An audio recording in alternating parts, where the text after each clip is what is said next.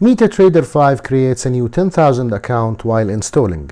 However, if you need to create a new demo account, there are two ways.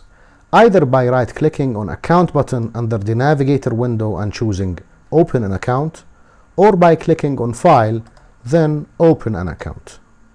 After that, click Next.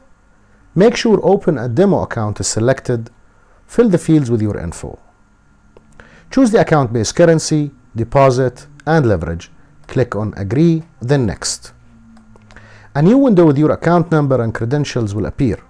Make sure to save them to have access to your account. The new account balance will be reflected on the toolbox window. Now, let's create a new order. There are several ways to create a new order.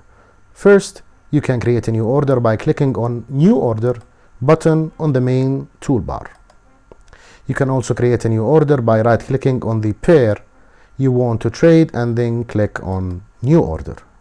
Finally, you can right-click on the chart of the pair you want to trade, in this case the USD-CHF, and click on Trading, then New Order.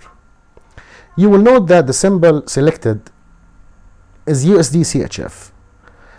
Let's change it to Euro-USD.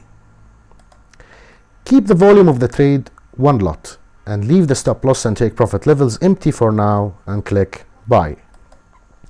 The new order is active now, and you can see it in the toolbox window below.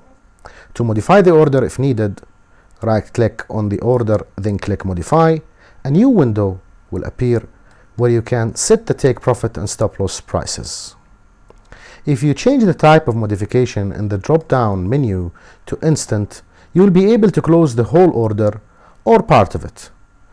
Let's try to close half of it. Set volume to 0.5 and then click Close. If we go down to the order ticker, you will see that only 0.5 volume is remaining.